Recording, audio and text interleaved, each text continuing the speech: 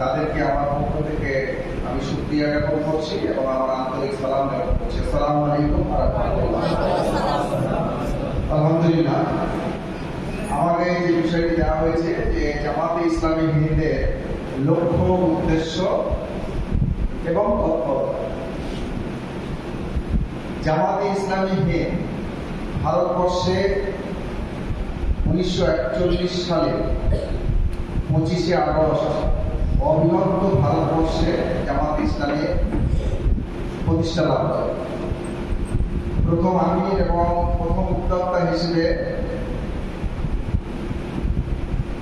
মাওলানা আবুল আলা মওদুদী রহমাতুল্লাহ আলাইহি, তার মাধ্যমে তারা হাত দিয়ে এই সংগঠনটি প্রতিষ্ঠা লাভ করে। পরবর্তীকালে যখন স্বাধীনতার পরে ভারতবর্ষের বিভাজন হল, বাংলাদেশ এবং পাকিস্তান, এদিকে ভারতবর্ষ, 1948 সালে 16ই এপ্রিল নতুন করে ভারতবর্ষে স্বাধীনতার পরে ভারতবর্ষে জামাতে ইসলামী হিন্দ প্রতিষ্ঠা লাভ করে।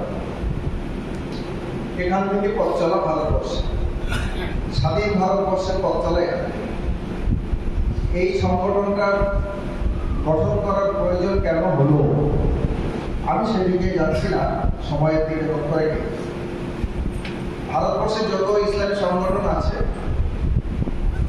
এই সংগঠনের মধ্যে অন্যতম একটি সংগঠন ভারতবর্ষের জামাত ইসলামী হিন্দ। গতানুগতিক ভাবনা এবং প্রক্রিয়ার মাধ্যমে ভারতবর্ষে যে সমস্ত সংগঠন কাজ করছে, জামাত ইসলামী একটু আলাদা। সে বিষয়টা কি? সেটা হচ্ছে এই যে আমরা জানি যে আল্লাহ রাব্বুল আলামিন মানুষকে তৈরি করেছেন অনেক পরে।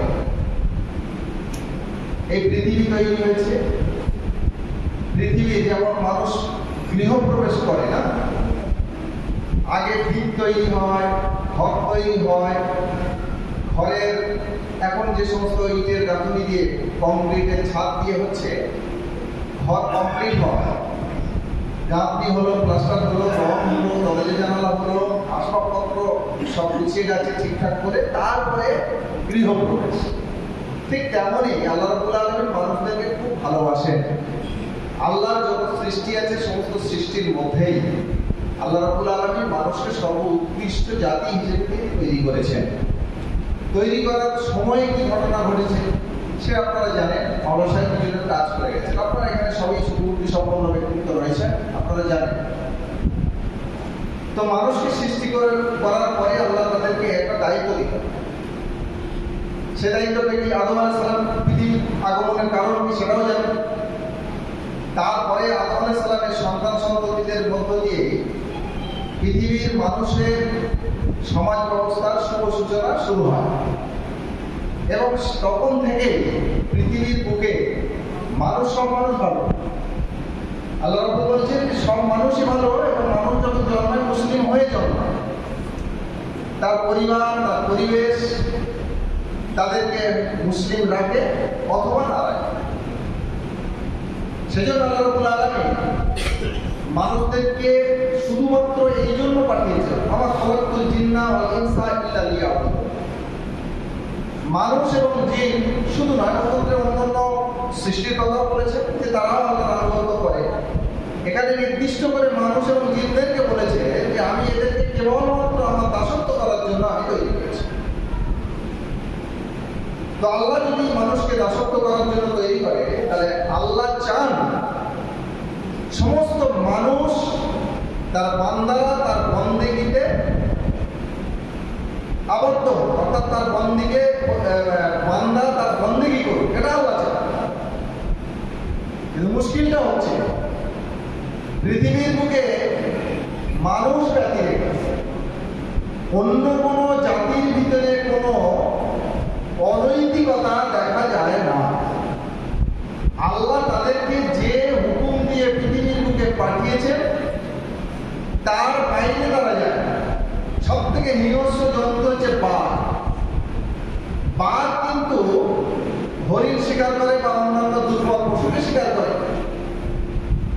তার খাদ্য আব্দের জন্য যতটুকু প্রয়োজন তার বেশি সে স্বীকার করে না। এমন উদাহরণ প্রত্যেকটা জীবের মধ্যে আমরা দেখতে পাই। তাহলে প্রত্যেকটা জীব জন্তু আল্লাহর হুকুমকে পূর্ণাঙ্গভাবে পালন করছে। মানুষকেও আল্লাহ রাব্বুল আলামিন চান যে সবাই আমার আনুগত্য পরায়ণ বান্দায় পরিণত হোক। কিন্তু যে বিতর্ক নিয়ে মানুষ সৃষ্টি, যার সঙ্গে যে বিতর্ক, সেই শয়তান ইবলিস আল্লাহর কাছ থেকে দাবি করে নিয়েছিল যে যার জন্য আজকে আমি আপনার লালন প্রাপ্ত হয়েছে, অভিশপ্ত বান্দাতে পরিণত হয়েছে, তাহলে আমি সেই মানুষকে স্থির থাকতে দেবো না, শান্তি থাকতে দেবো না। প্রতিনিয়ত তাকে আমি ব্যতিগ্রস্ত করব এবং আমার ঠিকানা জাহান্নামের দিকে মানুষকে আমি নিয়ে যাব। এবং তার জন্য তার অনেকগুলো 5টা গুণ আল্লাহ দিয়েছিলেন। সেই 5টা গুণ খুব বড় বড় গুণ, মানুষের শিরা উপশিরার মধ্যে প্রবাহিত হবে, মানুষের অন্তরের অন্তঃস্থলে প্রবাহিত হবে। তার আকৃতি পরিবর্তন করতে পারবে, সে এক নিমিষের মধ্যে এক স্থান থেকে অন্য স্থলে চলে যেতে পারে, সে চাইলে তার বংশ বিস্তার করতে পারে। এই ধরনের অনেকগুলো 5টা দাবি আল্লাহর কাছ থেকে দাবি আদায় করে দিয়েছে। আল্লাহ তাকে বলেছেন, ঠিক আছে 5টা দাবি তোমাকে দিলাম, 5টা শর্ত মেনে নিলাম। আবার আল্লাহ বললেন, কোন বান্দা মৃত্যুর পূর্ব অবস্থায় যদি সে গুনাহ করে আমার কাছে তওবা করে, আমি আল্লাহ তার ক্ষমা করব। এখানেই শয়তান জড়। তাহলে এরকম একটা সিচুয়েশন, এরকম একটা ঘটনার পরিপ্রেক্ষিতে মানুষ পৃথিবীর বুকে এসেছে। শয়তান মানুষকে পথভ্রষ্ট করে জাহান্নামে নিয়ে যাওয়ার জন্য তার কাজ এটাই, অন্য কাজ। তাই আমরা চাই যে বান্দা, তাদেরকে আমি তৈরি করেছি আমার দাসত্ব করার জন্য, আমার অনুগত বান্দা হিসেবে তারা পৃথিবীর বুকে তাদের জীবনযাপন করবে। ব্যক্তি জীবন, পারিবারিক জীবন, সমাজ জীবন, রাষ্ট্র জীবন, আন্তর্জাতিক জীবন, প্রতিটি মুহূর্ত তারা আমার স্মরণে চলবে। তাই আল্লাহর স্মরণে চলতে গেলে আল্লাহ প্রত্যেকটা মানুষের কাছে এসে আমাদের কাছে আল্লাহর পরিচয় দিয়েছে, না ইসলামের পরিচয় দিয়েছে, না কোরআনের পরিচয় দিয়েছে? আল্লাহ তো দেননি।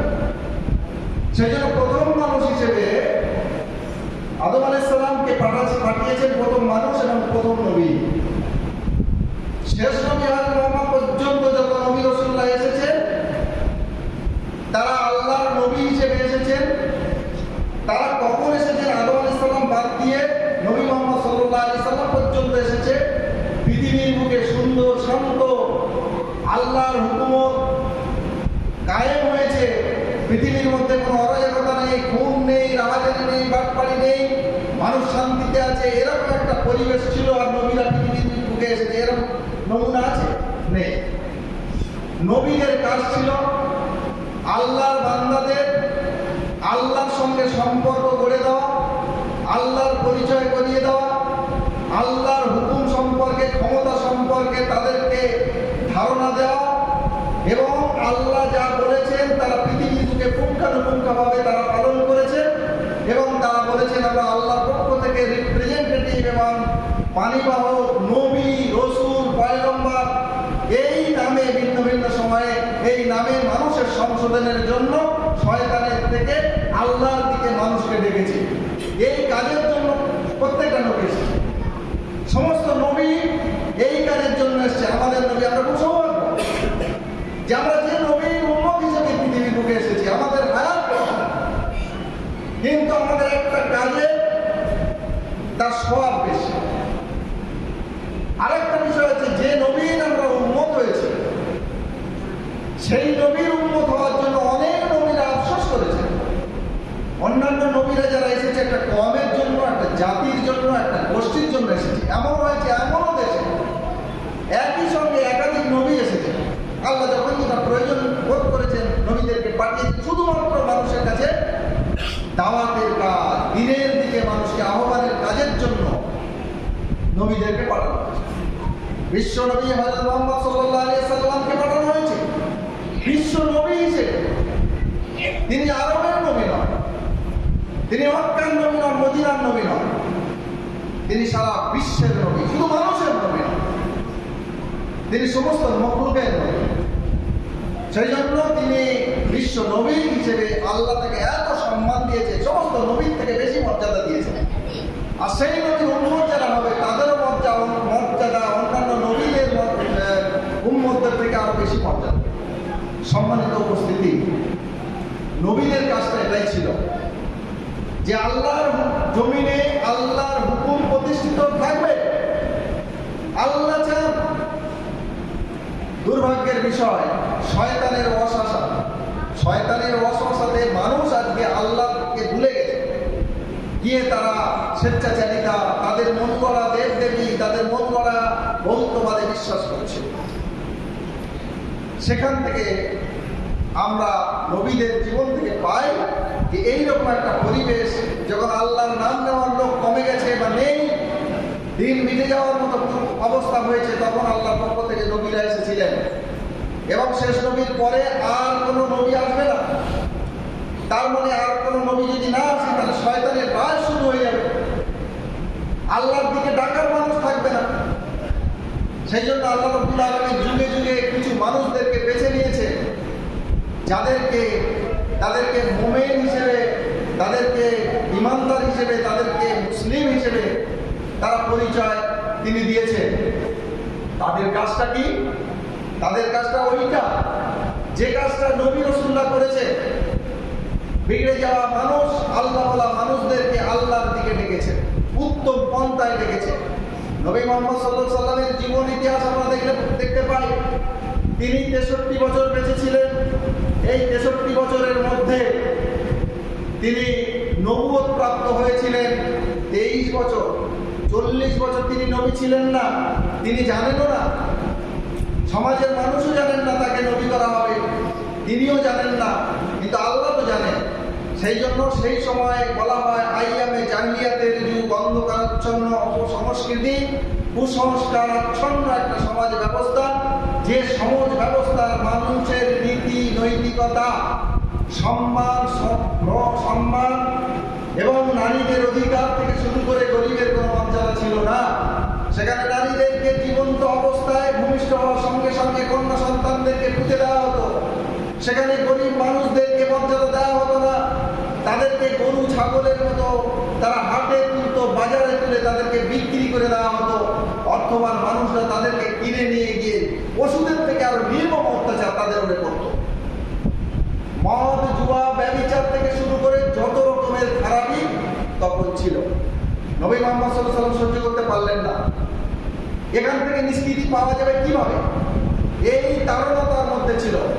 অবশেষে 40 বছরের পরে আল্লাহর পক্ষ থেকে তাদের ষষ্ঠ কোরআনের বাণী তার পাঠানো হলো। ইকরা বিসমি রাব্বিকাল্লাযী খালাক, এটা দিয়ে শুরু করা হলো। পড়ো তোমার প্রভুর নামে, পড়া দিয়ে শুরু করা হলো। এবং একে একে সবটাই ছিল মানুষের সংশোধনের জন্য। তার জন্য পূর্বের যে সমস্ত নবী রাসূলদের উম্মতরা আল্লাহকে স্বীকার করেনি, তাদের উপরে কিভাবে অত্যাচার আল্লাহর গজব এসেছিল, সেই ইতিহাসও ব্যাখ্যা করা হয়েছে। মৃত্যুর পরে কি হবে তা ব্যাখ্যা করা হয়েছে।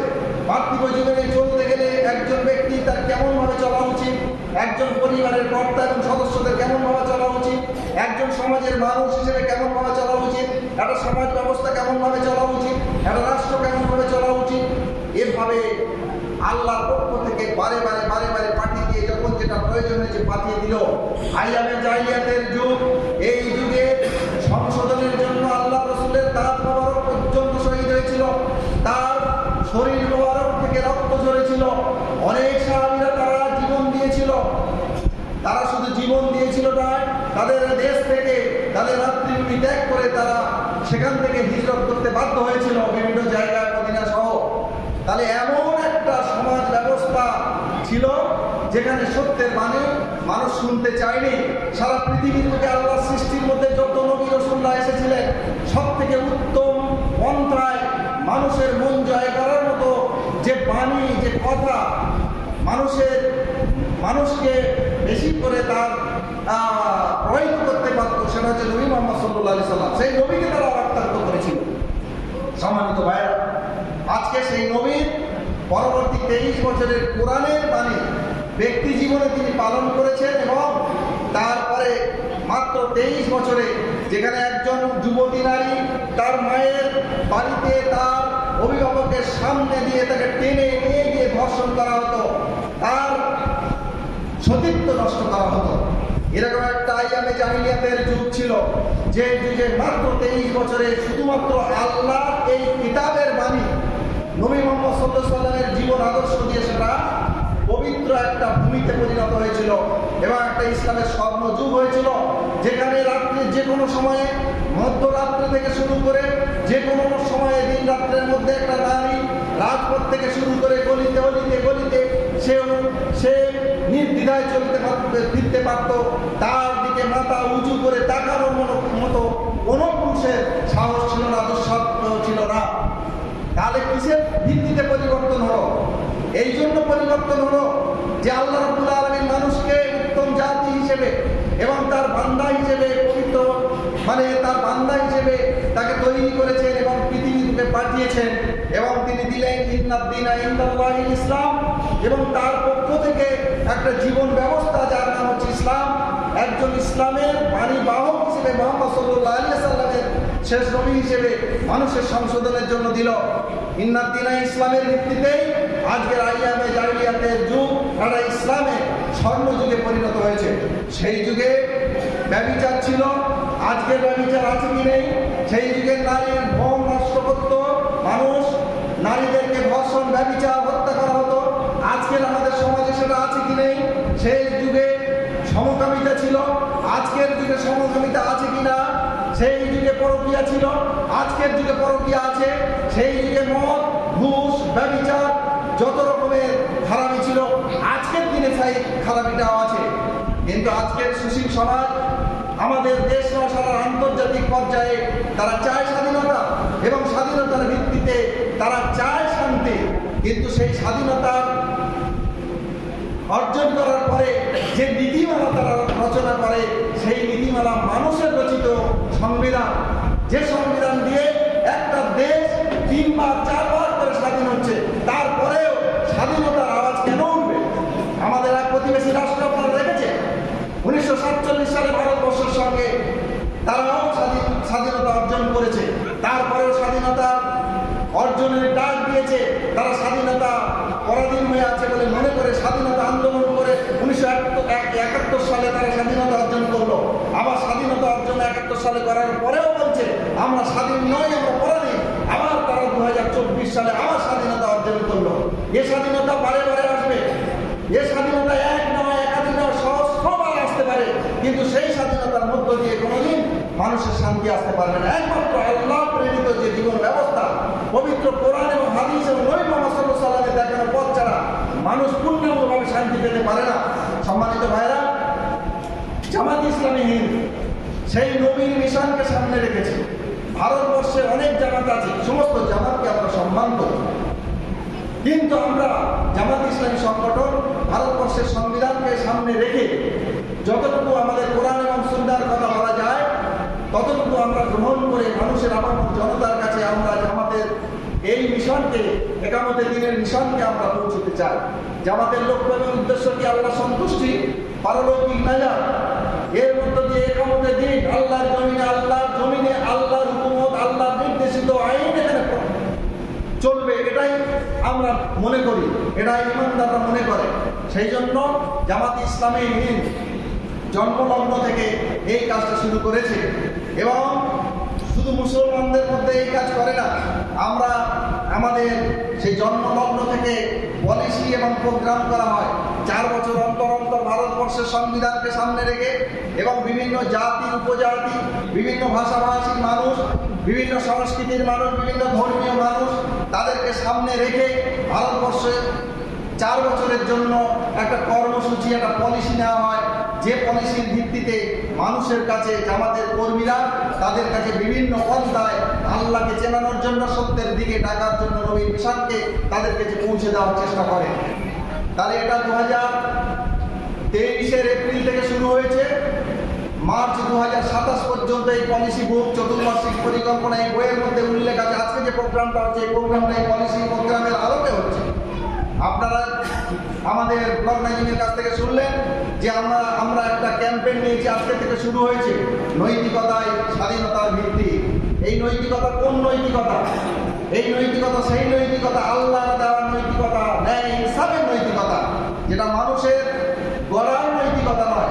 এই মানুষের করা আইন ব্যবস্থা বা সেই নৈতিকতার জন্য আজকের একটা দেশ বারে বারে স্বাধীন হচ্ছে, আবার স্বাধীনতার আওয়াজ উঠছে। আমরা চাই যে যিনি আমাদের তৈরি করেছেন তিনি মানুষের জন্য যে পথ দিয়েছেন এটাই হচ্ছে মানুষের চলার জন্য উপযুক্ত পথ। এই পথ দিয়ে ব্যক্তি স্বাধীনতা পাবে, এই পথ দিয়ে চললে তার পারিবারিক স্বাধীনতা পাবে, এই পথে চললে তারা সামাজিক স্বাধীনতা পাবে, এই পথে চললে নাগরিক স্বাধীনতা পাবে। তাহলে এই পথ থেকে মানুষ আজকে ভুলে গেছে বলে তাই জামাত ইসলামের ডাক হচ্ছে আপামর জনতার কাছে, সমস্ত আবার বৃদ্ধ বনিতা নরনারী জাত পাত নির্বিশেষে, হিন্দু মুসলিম জৈন সমস্ত সম্প্রদায়ের কাছে জামাত ইসলামী সংগঠন সত্যের বাণী পৌঁছে দেওয়ার ডাক দিয়েছে। তাহলে দুটো পন্থা দেয়, অমুসলিম ভাইদের কাছে দাওয়াতের কাজের জন্য, দাওয়াতটা পৌঁছে দেওয়ার জন্য তাদের কাছে তৌহিদ রিসালাত আখিরাতের যে ডাক, যে তোমরা যে বহুত্ববাদীতে বিশ্বাস করো, আমরা তোমাদের এই ধর্ম বিশ্বাসকে আমরা কটাক্ষ করছি না, আমরা মনে করছি এটা আমরা যেটা করছি এটা সত্য, এটা মানুষের কল্যাণ দিতে পারে। যদি কোনো মানুষের কাছে মহামারী রোগের, ক্যান্সারের রোগের ওষুধ পাওয়া যায়, যদি তার কাছে থাকে, সে যদি মনে করে এই ক্যান্সারের এই রোগটা সেবন করলে আমি সুস্থ হয়েছি এবং আমাদের যারা অসুস্থ মানুষ তারা এটা যদি সেবন করে তাহলে তারা নিষ্কৃতি পাবে, এই বিশ্বাস যদি থাকে তাহলে এই বিশ্বাসের ডাক তারা দেয়। আমরা মনে করি আল্লাহর পক্ষ থেকে যে বাণী এসেছে, আল্লাহর পক্ষ থেকে যে ইসলাম এসেছে, এই ইসলামী মানুষকে মুক্তি দিতে পারে দুনিয়া এবং আখিরাতে, অনন্তকালীন জীবন, যে জীবনে মানুষের হয় জান্নাত নয় জাহান্নাম, হয় স্বর্গ নয় নরক, তাহলে তার সেটাকে নির্ভর করছে একমাত্র আল্লাহ প্রেরিত জীবন ব্যবস্থা। নবী মুহাম্মদ সাল্লাল্লাহু আলাইহি সাল্লাম যেভাবে আমাদেরকে দেখিয়েছে এটার মধ্যেই মানুষের কল্যাণ আছে। আমরা এটা মনে করি। আমরা অন্য ধর্মকে, অন্য জাতিকে আমরা কটাক্ষ করি না, তাদেরকে আমরা হেয় প্রতিপন্ন করি। আমরা এই বিশ্বাস নিয়ে অমুসলিম ভাইদের কাছে আমরা তৌহিদ, যে এক আল্লাহ বিশ্বাস করুন, এক আল্লাহ বিশ্বাস করুন। দ্বিতীয় নম্বর হচ্ছে মানুষের কনসেপশন আছে ভুল। মৃত্যুর পরে কেউ মনে করে মাটি হয়ে যায়, কেউ মনে করে 7 বার জন্ম হয়। মৃত্যুর পরে পৃথিবীর বুকে কেউ যদি পাপিষ্ঠ বান্দা থাকে তাহলে তার পাপ মোচন যতক্ষণ না হবে ততক্ষণ পর্যন্ত মৃত্যু আবার পৃথিবীতে পাঠাবে, আবার মৃত্যু আবার পৃথিবী, কখনো মানুষ হিসেবে, কখনো গরু হিসেবে, কখনো কীট হিসেবে ভিন্ন ভিন্ন ভাবে পাঠানো হয়। এই বিশ্বাসের অধিকারী অনেক মানুষ আছে। আমরা এটা বিশ্বাস করি না, আমরা মনে করি মানুষ একবারই এসেছে, যাবে একবার, এবং মৃত্যুর পরে তার পৃথিবীর বুকে আর পাঠানো হবে না। এই মৃত্যুর পরে গিয়ে সেখানে আল্লাহর সামনে দাঁড়াতে হবে। এই দেহটার ভিতরে আমার জীবন দিয়ে আমার পার্থিব জীবনের হিসাব নিকাশ প্রত্যেকটা মুহূর্তে আল্লাহর কাছে পেশ করতে হবে। তার জন্য আমাদের দুঃখাদের দুটো ফেরেশতা আছে যারা আমাদের কর্মকাণ্ডগুলো তারা লিপিবদ্ধ করছে। আমরা মনে করি যে আল্লাহকে চেনানোর জন্য যুগে যুগে নবী রাসূলুল্লাহ পৃথিবীর বুকে এসেছে এবং শেষ নবী হযরত মুহাম্মদ মুস্তাফা সাল্লাল্লাহু আলাইহি ওয়াসাল্লাম এসেছেন। তাহলে রব হিসেবে আল্লাহকে, নবী হিসেবে বিভিন্ন নবী এবং শেষ নবী হযরত মুহাম্মদ মুস্তাফা সাল্লাল্লাহু আলাইহি ওয়াসাল্লামকে, এবং মৃত্যুর পর একটা জীবন আছে, এই তিনটে বিষয় মুসলিম ভাইদের কাছে আমাদের আওয়াজ আমরা পৌঁছে দেওয়ার চেষ্টা করি। এই আওয়াজ পৌঁছে দেওয়ার আগে আমাদের যেটা করা দরকার, উত্তম ব্যবহার, উত্তম আচরণ, উত্তম পন্থা, যে আমি তাকে ভালোবাসি, যেটা নবী মুহাম্মদ সাল্লাল্লাহু আলাইহি ওয়াসাল্লাম 40 বছর আগে পর্যন্ত তিনি উত্তম মানুষ হিসেবে, সেই যুগে কোনো মানুষ বলতে পারেনি যে হযরত মুহাম্মদ সাল্লাল্লাহু আলাইহি ওয়াসাল্লাম একজন মানুষকে কষ্ট দিয়েছে। তারা বলেছে 10 জন মানুষের মধ্যে হযরত মুহাম্মদ মুস্তাফা সাল্লাল্লাহু আলাইহি ওয়াসাল্লাম একজন ভালো মানুষ, আর একজন মানুষের মধ্যে হযরত মুহাম্মদ মুস্তাফা সাল্লাল্লাহু আলাইহি ওয়াসাল্লাম ছিলেন একজন মানুষ। যে মানুষ 1 নম্বরে আছে, যে মানুষ 10 নম্বরে আছে, কোনোভাবেই তার সঙ্গে তুলনা হয় না। সেই জন্য সম্মানিত উপস্থিতি, জামাত ইসলামী সংগঠন অমুসলিমদের কাছে উত্তম পন্থায় তাদের আত্মীয়তা ভেবে, তাদের বন্ধু ভেবে, তাদের সঙ্গে পারিবারিক সম্পর্ক, ব্যক্তি সম্পর্ক এই গঠন করে তাদের কাছে একামতের দিনের অর্থাৎ তৌহিদ রিসালাত আখিরাতের দাওয়াত দেয়। মুসলিম সমাজের ব্যাপারে মৌলানা সাহেব বলছিলেন, সময় শেষ, আমি দু এক কথা বলি শেষ করব। মুসলিম সমাজের আজকের দুরবস্থা এই জন্য, কি অবস্থা আজকের মুসলিম সমাজে, শিরক বেদাত নানান ধরনের মশলাকে বিভক্ত হয়ে একে অপরের হারাম, জাহান্নামী, বেদাতপন্থী নানানভাবে আমরা এভাবে প্রচার করতে থাকি, কিন্তু এটা ঠিক নয়। আমরা যারা মুসলিম, কেউ হয়তো আমার পছন্দ নাও হতে পারে, কোনো জামাত আমার পছন্দ নাও হতে পারে, কাউকে নাকের তলা ওইটা শব্দ আমাদের হওয়া উচিত নয়। সেই জন্য জামাত ইসলাম সংগঠন সমস্ত মুসলমানদেরকেও ভালোবাসে, সমস্ত সংগঠনকেও ভালোবাসে, এবং আমরা মুসলিম মিল্লাতের সংস্কারের জন্য, কারণ এরা ইমানদার, এদের তৌহিদ রিসালাত আখিরাতের ধারণা আছে, এরা পারলৌকিক জীবনে আল্লাহর সামনে দাঁড়াতে হবে, এই সমস্ত ধারণা আছে। সেই জন্য তাদেরকে ইসলাহ করার জন্য, সংশোধনের জন্য জামাত ইসলাম সংগঠন কাজ করছে। আজকের এই প্রোগ্রামটা মূলত সেই, এখানে অমুসলিম ভাইরা নেই, আমরা মুসলিম, আমাদের মধ্যে জামাতের বাইরে কিছু মানুষজন আছে, কিন্তু বেশিরভাগ আমাদের সংগঠনের কর্মীরা আছে। সুতরাং মুসলমান অমুসলমান নির্বিশেষে আমরা এভাবে কাজ করি। আমাদের মধ্যে যে ধরনের ভেদা, আমাদের যে ধরনের অস্পষ্টতা রয়েছে ইসলাম সম্পর্কে, আমাদের গোনামি যেগুলো আছে, সেগুলো আমরা উত্তমভাবে ভাই ভেবে, আত্মীয় ভেবে তাদের সঙ্গে আমরা কোঅপারেশন করি, মত বিনিময় করি, এটা আমরা করে যাচ্ছি। এর জন্য করতে হবে কি, এর জন্য আমাদের যেটা দরকার আর কি, আমি মানুষকে যদি ভালো কথা বলি আর তার যদি বিপদ মুসিবতের মধ্যে যদি আমরা না তার পাশে দাঁড়াই, তাহলে শুধুমাত্র ইসলামের দাওয়াত দেওয়ার জন্য গেলে সে আমার কথা শুনবে। সেই জন্য জামাত ইসলামে একটা গুরুত্বপূর্ণ পলিসি রেখেছে, যেটা হচ্ছে সমাজ সেবা, যেটা আল্লাহ রসুল সাল্লাল্লাহু আলাইহি সাল্লাম করতেন। আল্লাহ রসুলের কাছে গিয়ে কোনো বিপদগ্রস্ত মানুষ গিয়ে সাহায্য পায় না হয়েছে, প্রত্যেকে আল্লাহ রসুলের কাছে গিয়ে যে নিয়ত নিয়ে গেছে, উদ্দেশ্য নিয়ে গেছে, সাহায্য সহযোগিতা করেছে। তাহলে দিনপন্থী মুসলিম ভাইরা যারা ইসলামী আন্দোলন করে, যারা আল্লাহকে মানে, তাদের তো সমাজসেবা কাজ তারা করবে। হ্যাঁ, আমরা জানি যে মুসলমানদের মতো দান সাদকা পৃথিবীর কোনো জাতি করে না, কিন্তু সেই সাদকাগুলো জামাত ইসলাম সংগঠন উত্তম পন্থায় মজলুম দুর্বল মানুষের আর্থিক সহযোগিতা, যেমন তার আইনি সহযোগিতা, বিভিন্নভাবে তারা এই কাজগুলো করে থাকে। এরপরে আমরা আমাদের আত্মশুদ্ধি, আমরা তাজকিয়া করি, যেটা আত্মশুদ্ধি, এই কাজগুলো করতে গেলে পবিত্রতা অবলম্বন করতে হবে। এই কাজগুলো শুধু পুরুষ সংগঠনের পক্ষে সম্ভব নয়, তাই আমাদের সমাজে বিভিন্ন স্তরের মানুষ আছে, বিভিন্ন শ্রেণীর মানুষ আছে, তাই সেই শ্রেণীর মানুষের কাছে ইসলামের দাওয়াত পৌঁছে দেওয়ার জন্য আমাদের বিভিন্ন অঙ্গ বা শাখা সংগঠনগুলো রয়েছে। আমাদের বাচ্চারা যখন জন্মায় তখন থেকেই আমাদের সংগঠনের সঙ্গে যুক্ত করে দেওয়া হয়। আমাদের সিআইও, চাইল্ড ইসলামিক অর্গানাইজেশন, মায়ের পেট থেকে জন্মানোর যখন কথা বলতে পারে 7-8 বছরের বয়স যখন, তাদের জন্য মহিলা সংগঠন এবং যে জায়গাগুলো আমাদের সংগঠন আছে সেখানে তাদেরকে সিআইও অর্থাৎ চাইল্ড ইসলামিক অর্গানাইজেশন। তারপর থেকে আমাদের ছাত্র সংগঠন আছে, আপনারা জানেন এসআইও, স্টুডেন্ট ইসলামিক অর্গানাইজেশন। তারপরে ছাত্রী সংগঠন আছে, গার্ল ইসলামিক অর্গানাইজেশন। আমাদের যুব সংগঠন আছে, ইউথ মুভমেন্ট, যারা যুব সমাজের কাছে 30 বছর পর্যন্ত ছাত্ররা, 35 বছর পর্যন্ত যুবক, এই যুবক সমাজের কাছে ইসলামের দাওয়াত পৌঁছে দেওয়ার জন্য আমাদের সলিডারিটি ইউথ মুভমেন্ট তারা কাজ করে। আমাদের মহিলা সংগঠন আছে এবং আমাদের পুরুষ সংগঠন আছে। আমাদের শিক্ষক সংগঠন আছে, যারা নাকি শিক্ষাঙ্গনে স্কুল কলেজ ইউনিভার্সিটি শিক্ষকদের সঙ্গে তারা মিট করে। এবং একটা গুরুত্বপূর্ণ সংগঠন রয়েছে, যেটা হচ্ছে ওলামা সংগঠন, মজলিসুল উলামা ওয়াল আইম্মা। সম্মানিত ভাইরা, সময় শেষ, পেছন থেকে নক করছে। আমি আপনাদেরকে এই কথা বলতে চাই, জামাত ইসলামী সংগঠন একটা দ্বীনী সংগঠন, যে সংগঠন সমস্ত মানুষের কাছে আল্লাহ এই সত্য বাণী পৌঁছে দেওয়ার জন্য বিভিন্ন পথ এবং পন্থা অবলম্বন করেছে পলিসি প্রোগ্রামের আলোকে। এবং আমাদের মুফতি সাহেব এসছেন, উনি খুব গুরুত্বপূর্ণ প্রোগ্রাম আপনাদের বক্তব্য রাখবেন। আমাদের একটা ক্যাম্পেইন চলছে, আজকে থেকে বললাম এই বিষয়ে উনি বলবেন। আল্লাহ রাব্বুল আলামিন আমাদের প্রত্যেকে বেশি বেশি করে আত্মশুদ্ধি করা, আল্লাহর সঙ্গে নিজেদের সম্পর্ক গড়ে নেওয়া এবং দিন সম্পর্কে বেশি বেশি করে আমাদের আত্মস্থ করা। আর একটা জিনিস আপনাদের বলছি যে জামাত ইসলামী কোনোদিন কাউকে জামাত ইসলামী করার আহ্বান করে না।